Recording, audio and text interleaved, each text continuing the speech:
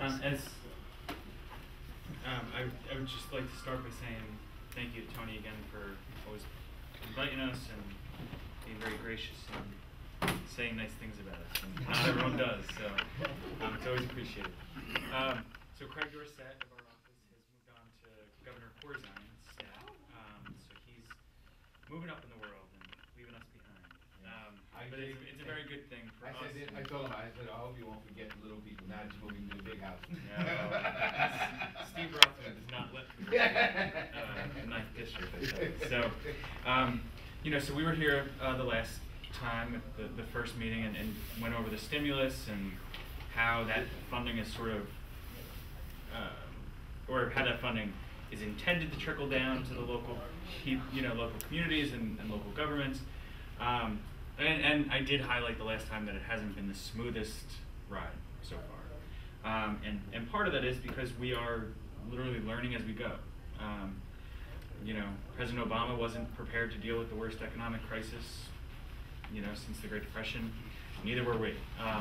And I can tell you that under the leadership of Governor Corzine, with our senators, Congressman Rothman, they're all really working hard to make sure this goes off without a hitch, and that the funding that is allocated to our communities is monitored properly, so there's there's no misuse. I will tell you, just to highlight a little bit of just how important accountability is with these dollars coming into our state. Tomorrow afternoon, our Vice President, Joe Biden, will be in Bergen County, checking in on a stimulus project, the first one to get off the ground in the state of New Jersey. The reason why he does that is because he is essentially the head stimulus person. That's Obama turns to him and holds him accountable for stimulus projects across the country. Biden turns to Corzine and looks to him. So it's a chain, but like. What was the first project? It's a transportation project, Route 46. It's a flood reduction and widening of Main Street, and so it's a critical project for the. Okay. So it's so you have my assurance that people are watching where these dollars go. Tony and I have talked at length about some of the nonprofits in these communities looking for help. We have talked and will continue to talk about pulling together a more comprehensive meeting where we can sit down and talk about where people should look for funding. Brian Nagel, who is our grants guru at this point, is going to be the main contact for anyone who needs assistance on that level. So our job is to literally go through the thousands and thousands of grant programs that are out there and find the one or 10 that may match your needs best. So whether it be federal, state, or local grants, we'll do our best to track down the pot of money that you may be eligible for, that nonprofit, that local government, whatever it may be. And I can, I'll have stack my cards here. I'll let my email address on it. So if you work for a nonprofit, or if you know another nonprofit that needs something immediately, just email me, kind of give a description of what it is, and I'll start the process of seeing if there's any money out there right now. Because with the stimulus, a lot of deadlines, even though these programs are brand new, some of the deadlines will come up quickly because they're trying to get the money out quickly. Does that make sense? So I'll have some cards I'll distribute them. So if you know someone, just email me right away, and I'll get back to you and let you know what we can find. So there was an interesting thing as Brian and I were preparing to come over here tonight. We actually saw a new program was just announced last night by First Lady Michelle Obama, and it's on the same topic of nonprofits and what assistance they can receive. And it is actually, she announced it last night at the Time 100 in New York City. It's actually the creation of the Social Innovation Fund. And the president would ultimately like to see $50 million put into this for local nonprofits and social entrepreneurs to be able to have funds and resources to benefit our communities.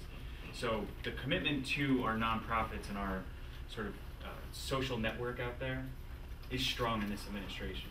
And I can assure you that it has the support of, you know, folks like Congressman Rothman and our senators and our governor. So, you know, it's a work in progress, but whether it be in the stimulus or in the regular spending bills, you know, we're going to do our best to make sure that our nonprofits get taken care of. In the interim, it's important for, you know, the local community to know that they can come to our office, you know, whether they want to come into Hackensack or just give us a call.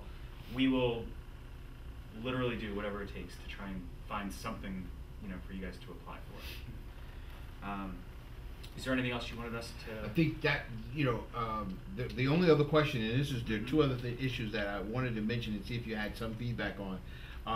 And we talked about this generally, but some general tips, because anyone who was at the previous meeting and anyone on our mailing list was given a link to the PDF that you guys provided for us. And as I had pointed out, drilling down into that is a little murky. And if there is any tips that you can offer to people who are trying to work through these documents, it would really help, because we're trying to get the word out on what to do. But you know, any tips you might have would be very helpful. I think Tony's touching on the frustration a lot of average citizens and even our offices have with government bureaucracy. Each agency has their own pot of money. Each agency has their own structure and leadership teams in place and their own requirements. And when it comes down to it, that obviously makes it almost impossible for the average person to be able to know what section of US code needs to be cited in their grant application. That, again, the easy answer is why we have people like Brian to go through the US code, to find out what actual requirements need to be fulfilled, you know, what specs need to be drawn up, what, you know, whatever program it is, we will find it. That, you know, I provided the online guide to the stimulus from our office, the Congressman's office, and in it was a very extensive document, hundreds and hundreds of links and different grant programs. It can be mind-boggling. I provided that to you guys for the simple reason that I wanted you to see that we've done our best to break it down line by line. When you follow those links, it can be very confusing. Each one should have a small summary of what the program does or is established to do. So if you think that, excuse me, if you think that you may be eligible for one of those pots of money, you can call us. We will help you step by step through the applications. If it's a really worthwhile project that the congressman can jump behind and support, he'll look at maybe issuing letters of support on it. You know, but it's an important thing for you guys just to at least let us know that you're looking, so that we can advise you as to deadlines and you know, requirements that we may know of and how to best guide it through the process.